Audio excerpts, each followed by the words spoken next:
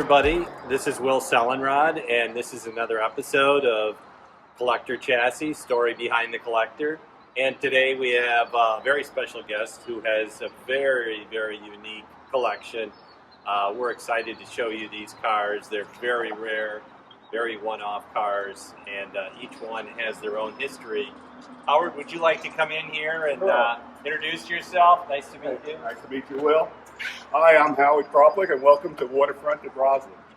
Thank you very much. And the first vehicle we want to focus on here is just a very stunning car that a lot of people probably don't know, right? It's a very rare car. It's a very rare unique. car, very unique, and the people who know it very well, though, because it was highlighted in a Jeff Bridges film in 1988. And what was the name of that film? That was Tucker, A Man in His Dream, I think. Okay. And this is an amazing car. They made 51 Tuckers overall. Well, each one of them is a pre-production Tucker, so they've never gotten to production, unfortunately. They started promoting Tuckers in 1947. They started making them in 1948. They made 51 pre-production Tuckers that were meant to really be shown at the dealerships to promote selling Tuckers. Unfortunately, though, Preston Tucker got in trouble with the government. The government thought that he was a fraud in some ways because he was selling dealerships, he was selling radios, he was selling luggage, and they felt he wasn't really trying to sell cars. It went to the federal courts, and after 6 months, Tucker won his case, but unfortunately by then he was out of business. Yeah. And so, Well, you kind of secretly wonder, I mean, this car was really advanced for its period, right? yes. GM, Ford, Chrysler, the big companies were a little scared. They were a little scared too, and I think Preston Tucker was had poor attorneys, and he also was probably undercapitalized for what he was trying to do. But in fact, the design of this car, remember, it was right after World War II, and he promoted it as one of the first completely new cars in 50 years. And he really focused on aerodynamics. You could see this pretty aerodynamic from 1948, and safety. It has a lot of different safety features in it. And he really promoted safety. Now, was this a rear-wheel drive car? Yes. Well, no, it's front-wheel drive. The engine's in the back.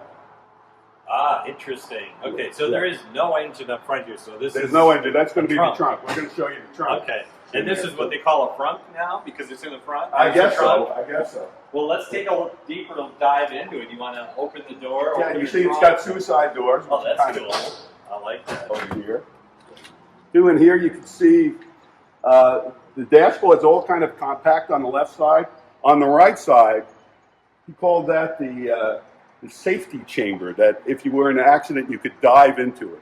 It was surrounded by steel. So there were no seatbelts in this car? There were no seatbelts in the car.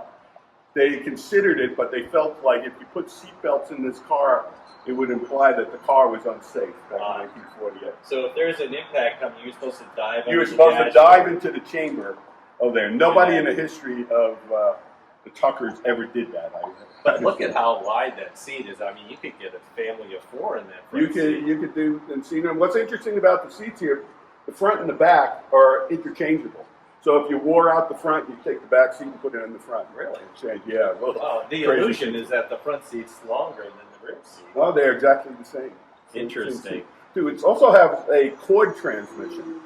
So this makes it a bit of a challenge. That's like a 1938 Ford transmission that's in this car. So it's got a pre-select. So in some of the gears, you select the gear and then you clutch. So except in first and reverse. So while you're driving this car, did it take you a little while? I'm still learning how to drive this car. So grinding the gears once in a while. Yeah. And it's kind of a finicky car because again, they never got into production. So it was. Each one of these cars is its own little intricacies to it. Yeah, so they're not the typical production volume, right? Each one of them has their own uniqueness, I guess. Yes, each car has its own unique, and each one is known by the chassis number. So this is known as 44. Out of 51. Out of 51. Right. Very good. Where were these made then? These were all made in Chicago. Okay. Preston Tucker got a old World War II bomber plant, one of the largest plants in the United States, and he got the government to give it to him and Wow. so he could make automobiles in Chicago. He But sounds like a real. unfortunately, he only got made 51. Yeah. Well, this is a beautiful shape, Howard. So when you bought this car, did it require a lot of work then to restore it? Yeah, you know, when we got it, it was it painted the wrong color. It was a pretty unusual brown color that made it kind of unique, but it also was totally wrong. The Tuckers only came in 6 colors, and brown was definitely not one of them. So were you able to take advantage of the fact that it was brown and get a better deal on the car? I did. When this came to auction, everybody looked at it, and part of the brown paint was peeling.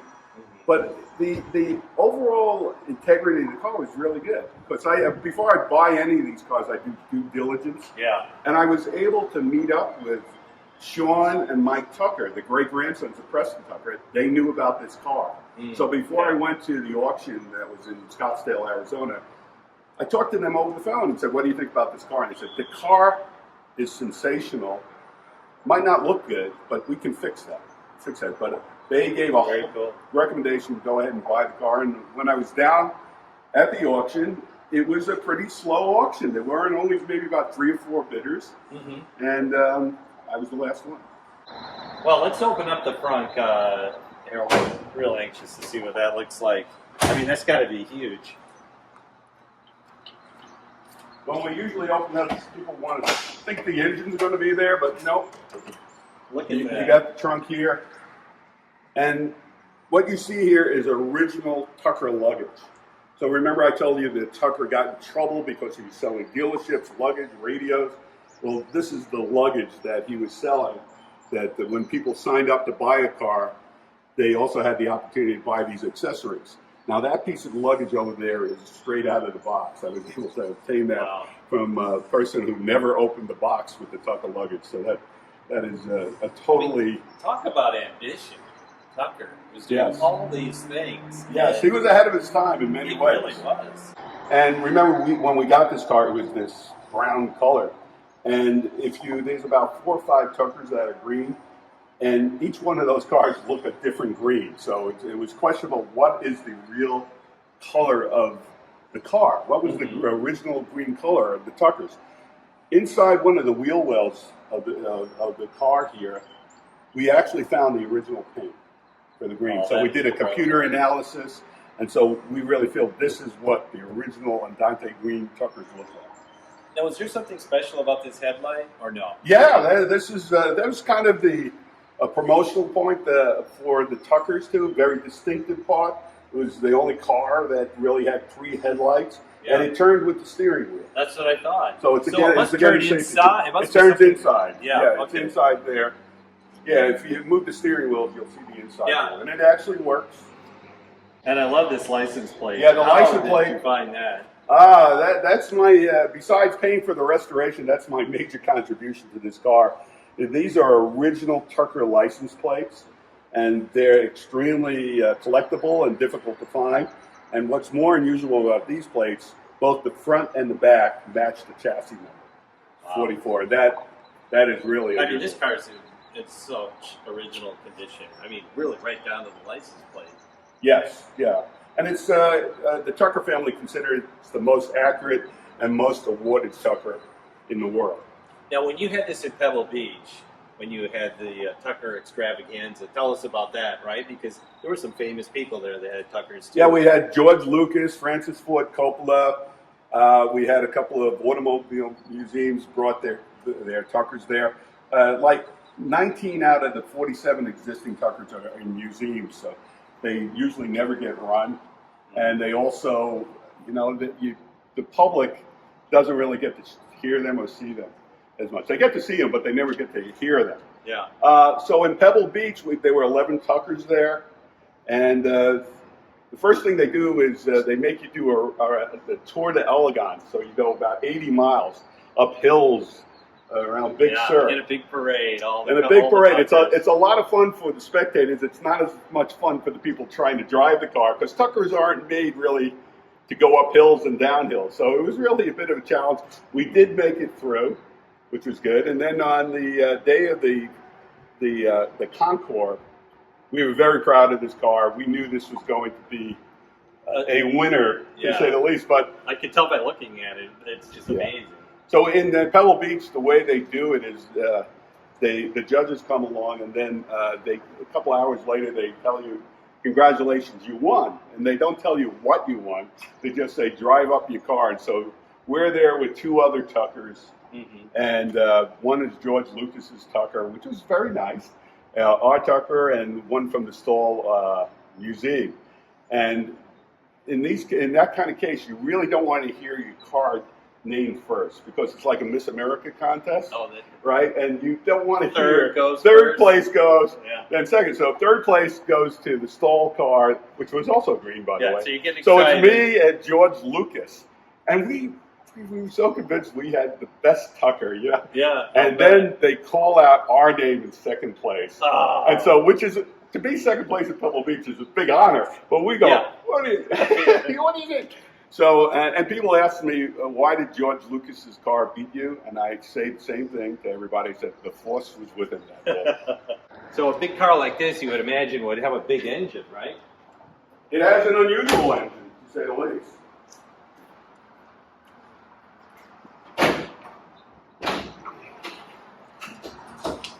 Holy smokes. This is a helicopter engine.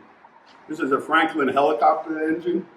When it was in a helicopter, it was air-cooled, and they converted it to water-cooled. Mm-hmm. So, again, this was a pre-production. So what Tucker did is he borrowed a lot of different parts, and he found a whole bunch of these Franklin engines that he can convert from a helicopter into the automobile. He was going to make his own engine eventually, but again, for the pre-production ones, he found these engines and converted. So he has these very huge helicopter engines in it. And the type of helicopters, if you see the opening of MASH, those little Bell helicopters, they have the same engine as this car. So parts are pretty easy to get then, right? I think the air-cooled engine company that Tucker eventually bought went out of business many years ago. So, when it comes to repairing these things, you really have to go to a Tucker expert.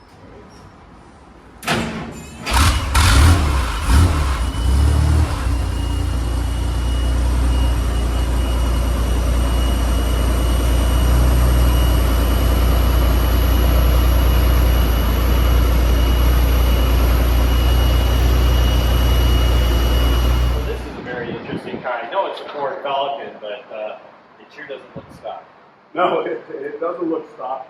This is a Pullman Moody Challenger 3 race car. And what year would that be? This is 1962. This is, again, a one-on-one car. In 1962, Ford wanted to compete at Le Mans and Sebring, and they said, well, let's convert our Ford Falcon Tourer car and make it a race car. So is this the pre-Shelby days? This is pre-Shelby. As a matter of fact, I use this as an analogy. This was going to be the Shelby Mustang in 1962, before the Mustang came out, right? So Pullman and Moody were the race car division, basically. It was an independent company, but when it came to racing, Ford gave their cars to Pullman Moody to make into race cars. So they gave them this Falcon Tourer and said, let's make it in a race car. And they did unusual styling of it. They cut 3 inches off the top, 3 inches off the bottom. This is very low here for a Falcon. They put a 289 engine in it. They put Porsche racing seats in it and totally modified the car, made it a fastback. Yeah, I mean, the transformation is incredible because this is a family car, really. It's a family car. This is probably the least popular car for racing. So yes. They probably had to take it right down to the chassis. And everything's, the grill is totally changed itself. And this ran in the Nassau Speed Weeks in December of 1962. And it's racing against Cobras, Ferraris, and then you see this unusual Ford Fastback going there. It was really unusual. And I actually have film of it racing in this. And it did pretty well. It won its class in a couple of the qualifying races. But it broke down in the final Nassau Trophy race. Let's see what the engine looks like. You gotta go inside, or? Nope, you gotta go over here. Oh, that's impressive. This is the 289. This is a 289 over there. And when we turn this on, you're going to see this is extremely loud. Yeah. And you see the Holman Moody ID plate over here. And it's got the stiffening bar in there. Yes. So that, and I can't imagine. Have you sat in this? Yeah, it's pretty low. Yeah, I'll bet. You want to try it? Yeah, I'll try it. I'll sit in there. I'll take the risk. But they're Porsche seats, so how great is that? Yeah, it's got Porsche racing seats. There you go. Watch your head. Yeah, it's not too bad, actually. Seat's comfortable. And in NASCAR Speed Weeks, they had a NASCAR driver, Marvin Pouch, rode this car, one of Ford's It's race even got the drivers. button here for the bright lights. Yeah. Yeah, it still has elements of the Ford Falcon in it. Yeah, even the doors look pretty fancy for a race car. So they use this car to promote this 1963 Sebring entry, and then it went on the Ford Custom Car Caravan as an unusual Ford. Mm-hmm. So from 64 to 65. Yeah, and I see the exhaust coming out the side here, so there's no mufflers on this car. No Like you mufflers said, on it's it. going to be loud. And I like the back. It's a fastback here. So this must be some kind of a vent then, right? Yeah, it was venting. Okay, for the gas tank. And I see the Holman Moody license plate on there, and they retain the tail lights on it. Yeah, that Holman and Moody, that's a replica of the original Challenger 3 plate, and so Lee Holman made that up for it. Oh, very nice. John Holman's son. You know, it seems unusual for a race car that they would keep all these nice little accents on there, but I know. that gives it a really nice touch. You know, wow, look at that. Oh, you had the moon cast. Yeah, they had the moon disc here, so when it was on the Ford Custom Car Caravan, they put these moon discs. These are the original discs that they put on. Obviously, when it was racing, they didn't put the discs on. They go Yeah, they flying probably out. wouldn't. Yeah, they would stay on very long.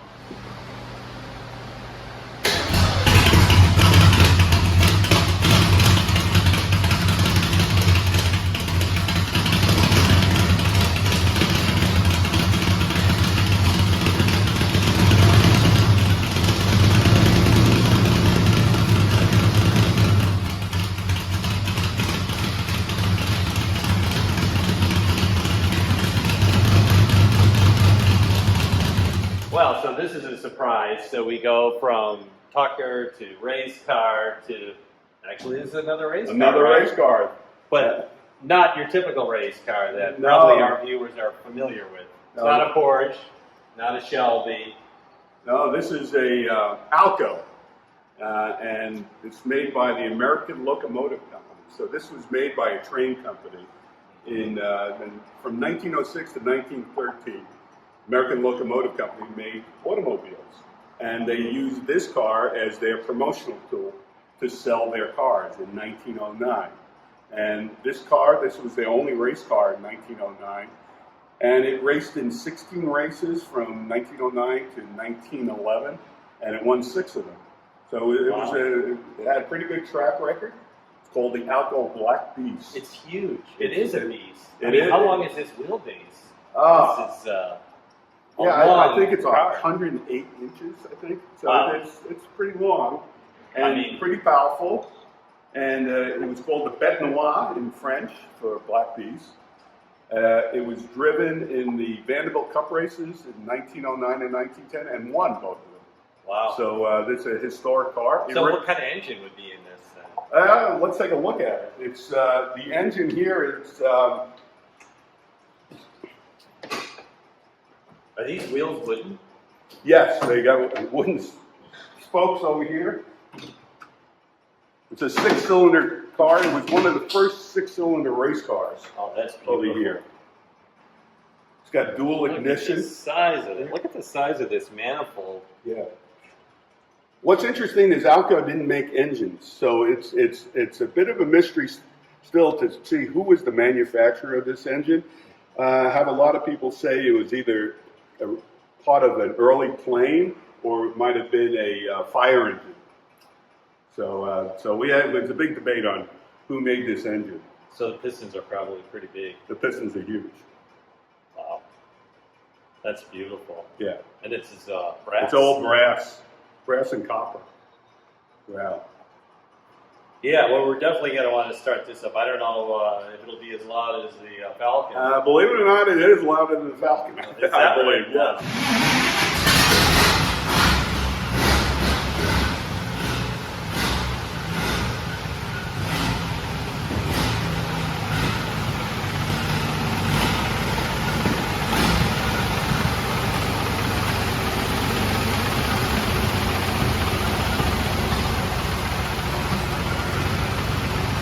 But we tried to bring the car to look exactly like it looked like in 1909. So it had these gray tires in 1909. Okay, so you're still able to find parts. Yeah, these we could get repros of. And I love that horn. That is fantastic. The horn there. But when the car's running, you barely can hear the horn. And then the steering wheel's on the right side. Yes, it was on the right side. So it had a French design originally on the right side. And most of the race cars in that era were on the right side as well. Took two people to drive the car. So you had the driver and you had the mechanician would sit over here. And the mechanician would take this fuel pump and manually pump the fuel. And they also act as a navigator. So they would tell you, hey, you can make a turn now, or there's cars coming, things like that. So it was very necessary. Are they pumping that like a madman then to keep the fuel going? I mean, is there you pump too much fuel in and it floods? I don't know how they measured how many times they did it, but they seem to I mean, it looks like calculate it's locked down now. So Yeah. you just pop those things up and then. Yeah. Now we have electronic fuel pump in there, so we okay. can drive it with one person. Well, that makes it a lot easier, and I really like this. This is the little toolbox over there when they break tools. down. Okay. Invariably, these cars, the fastest car would not win the race. It was the car that lasted the race. These cars raced in the Vanderbilt Cup races were about 300 miles. Okay. The Indy 500 was 500 miles. So it was really the car that could last throughout, wouldn't break down, that you could change the tires the quickest. That would be the car that would win. And Harry Grant, who was the driver in all 16 races for this car, his strategy was just to lay back, don't break down the car, and then in the last two laps go like hell. And in the Indy 500, this car was entered into the first Indy 500. It was one of the three favorites to win the race. Mm-hmm. And Harry Grant took this car out. He had a perfect strategy again. He was running 8th out of the 40 cars that ran in that first race. Yeah. And then sure enough, he broke down and finished 33rd in the race. Wow. But in 2011, this car was invited to participate in the parade lap for the Centennial race. And we were the second car out. Emerson Fittipaldi drove this car, and I was his loyal mechanician. And the first car out was the Marmon Wasp that won the race. Wow. Parnelli Jones raced that. So on the parade lap, all excited. We've seen about 2 hours before the regular race, 200,000, 250,000 people in the stands. My heart is pumping like crazy because we're going to do a lap at the Indy 500. Oh, that had to be a once-in-a-lifetime experience. Parnelli Jones goes out, and the promoter goes, go ahead, you're next. And so Emerson Fittipaldi gets on there, and we zooming out there about 30, 40 miles per hour, waving to the crowd.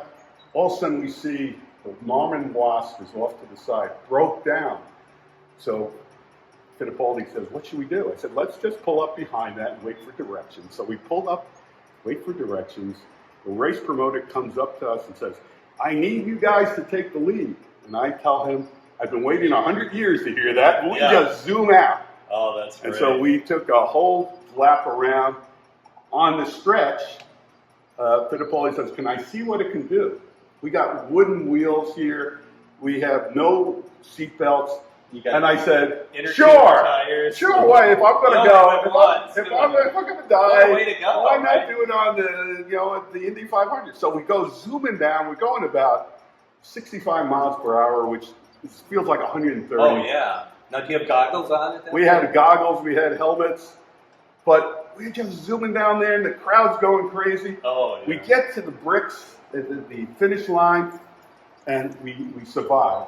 And I look to my right, there's Emerson Fittipaldi smiling. I look to my left, it's Mario Andretti, shaking my hand. And I go, for a split second, I said, I actually did die. Oh, wow. You know, What but we experience. survived. So And you have that all on video. we have it all on video. So what we have here, this is an actual Hertz rental car. As you saw in the beginning of this video, we took a picture of the plate because this is what you could rent at Hertz. Right. And go racing. Yeah, this is a Shelby Mustang Hertz Rent-A-Racer. And Hertz ordered about 1,000 of these in 1966 to be part of their Hertz sports car program. And they were all this color combination? No, most of them were black and gold, which were the Hertz colors. Carroll Shelby made about 55 in Wimbledon white, and then he got a memo from Hertz saying, we want them all in black and gold. That's our colors. So these cars that are in Wimbledon white, there's a couple in blue, there's a couple in green. Those are kind of rare, little rarities among the Shelby GT350Hs. Yeah, so there were not a lot of white ones. No, there's not a lot of white ones. How many were there, do you know? I think they made 55 and maybe about 30 exist.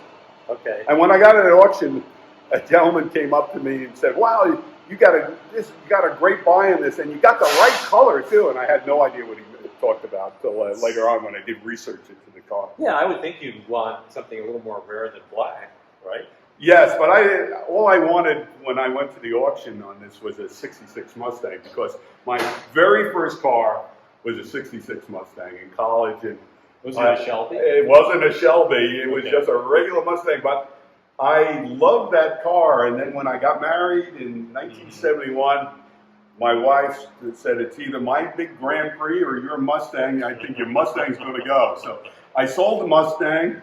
And I regretted it immediately. Like any other Mustang owner who sells their car, they said they regret selling the car. So for 25 years, I couldn't think about Mustangs. Every time I saw a Mustang, I looked at my wife, you need to sell my Mustang. And in 2003, she finally says, you know, Howard, why don't you get a 66 Mustang? What a great life. And I said, you know, that makes a lot of sense. Mm-hmm. I was watching the Today Show, and Kathy Couric was saying there's going to be an auction at Christie's at Rockefeller Plaza today. Frank Sinatra's Lamborghini is being auctioned off. He said, but my favorite car is this 66 Shelby Mustang. And I go, what, 66 Mustang? And they showed this car on the Today Show. I said, I got to go get that car. Yeah, so, Rockefeller, that's not a big commute. That's it. I worked in the city, and so I was able to get out of the business meeting, went over to Christie's. I was able to purchase this car. So is it in the same condition as you purchased it? It needed a little bit of restoration on the engine. Okay. Too, and I'll never forget the auction. Is that when they pointed to me and pointed and said sold, it was like a cloud lifted from my head. I said, Mustangs, I'm back. Yeah. I can think about Mustangs. And so now I have 3 Mustangs. And we're anxious to look at the other 2 as well, because they're very unique. Yeah. And you know what I always love about the older cars is the windshield washer bag. Yes. I mean, that is just so cool the way they do that. Then. Yeah, and this car was.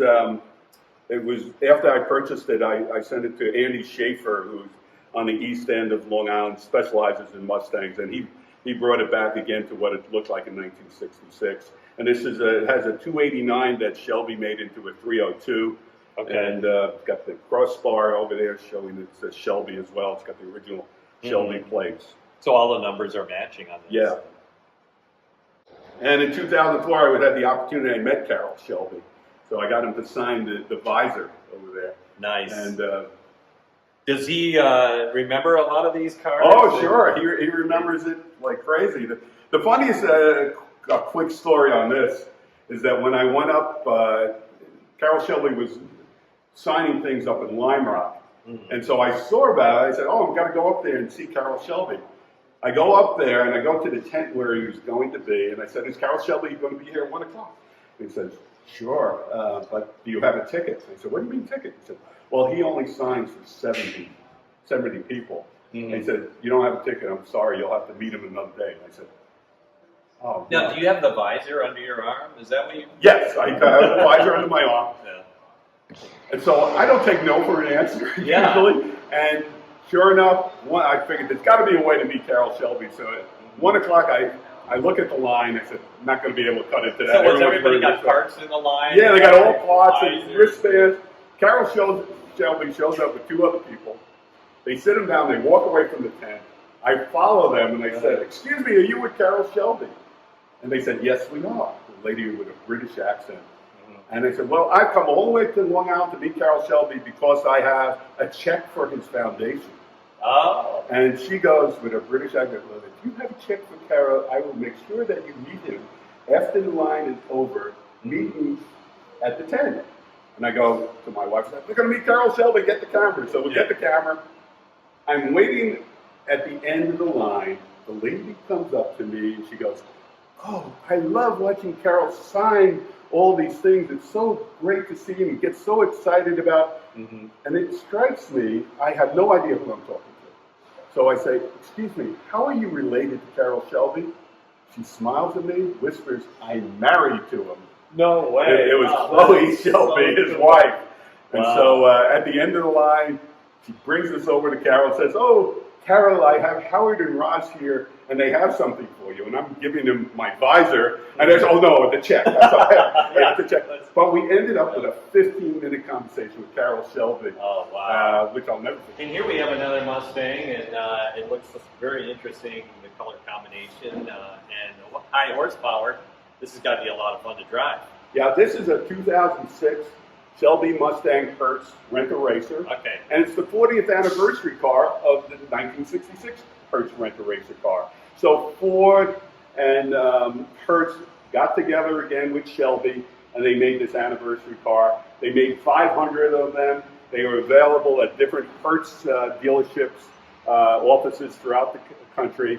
They put about 10,000 miles on it, and then they returned it to Ford. So people could actually rent this car. They can rent this car out. 10,000 miles.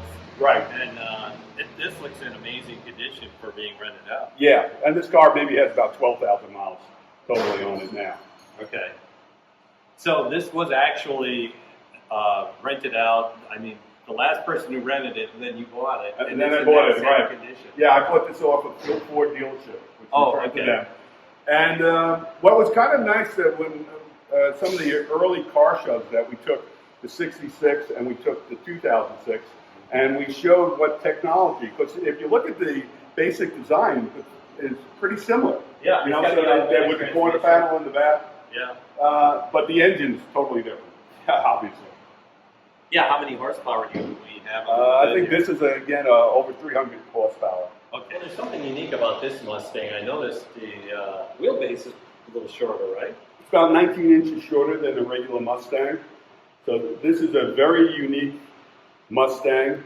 It's a pre-production Mustang. Ford, before they went into massive production about Mustang, they have a pilot plant where they designed the major assembly procedures. In Michigan? In Michigan, Dearborn, Michigan. And they made about 15 of these pre-production Mustangs. They were never meant to be driven. They were meant to be destroyed. It was really just to get the assembly procedures correct. This car was saved. It's the 9th Mustang ever built. The first 8 are unknown or destroyed. So this is the oldest known Mustang chassis in the world. And Ford gave this car to their prototype maker, Dearborn Steel Tubing, and said, "We want an unusual Mustang." Dearborn Steel Tubing, the designer, Vincent Gardner, took this car and made a 2-seater Mustang.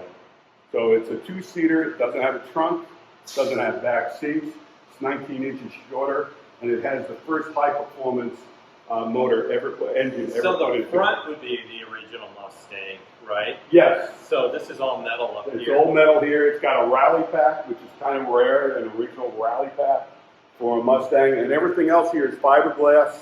This is plexiglass over here. And so the door is shorter than The door is shorter. Everything is shorter, too.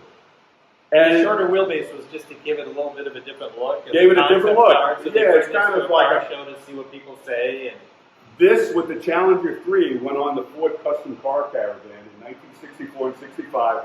Went to different trade shows, went to different conventions, auto shows, and they promoted this is what the Mustang, maybe the Ford Falcon, is going to look like in the future. So this toured for several months, and then it was returned to the prototype maker and said, "You need to destroy it." Okay. Because it has an S code. It's one of the few Mustangs that has an S code, not an F code, and it was for special, not to be driven. But you've driven this, right? We've driven You this. drive this. We've driven it, and I'll tell you how it got its title, because it was given back to the prototype maker in '65 and told to be destroyed. The guy who designed it, Vincent Gardner, got so upset he stole the car. Wow. He took it out of the warehouse. Wow. He put it like 1 mile away in another warehouse. He put plywood around it. A Mustang gate. It was a Mustang gate. It was in the Detroit papers. Mustang concept car stolen. 6 months later, the Detroit police find this car. They bring it back to Dearborn Steel Tubing. They say, that's not our car anymore. We collected insurance. Aetna Life Insurance owned the car. And They picked it up, gave it to one of their executives. They titled the car, and that's how the car survived. You know, it's a piece of history. I mean, that's such a great story that Aetna didn't destroy it. Yes. Yeah, and so eventually there were a couple owners, and the previous owner to me had the car for about 48 years. He restored it for Amelia Island in 2014, and then I purchased it at a Florida auction. Well, it's really nice, and it's got a high-performance engine. Yeah, let's take a look at the engine. Let's take a look at that real quick and see. So this, according to Ford Motor, this was the first high-performance engine ever put into a Mustang. Over here, it has 3 carbs, and again, a lot of fun to drive. Mm-hmm. Yeah, and I noticed the concave on the side there. Yeah, very unusual design. The wing. Yeah, this is really Design. cool. Oh yeah, and they got the bubble glass in there. How did they do that? So this then came out in what year was this? This again? was built in 1963. Okay. It had a lot Because of. the official Mustang came out in what year? 64. Yeah, and that was at the World's Fair. It was the on World's Long Fair, Island. right. So this, like I said, this was built in August of '64. They didn't even have the Mustang brand then. The original key that I have for this is a Falcon key. Wow. So it has a lot of the parts are marked Falcon or experimental.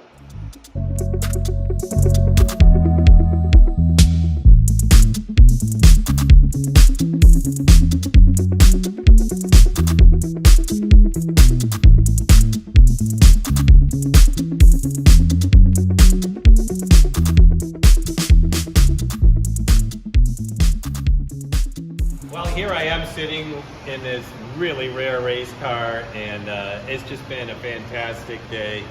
I really appreciate you letting us into your garage and showing us your collection of rare cars. This is going to be very special. We're actually going to take this for a little drive, and you'll get to hear the sound, and I get to feel what it's like to sit in a car from 1909.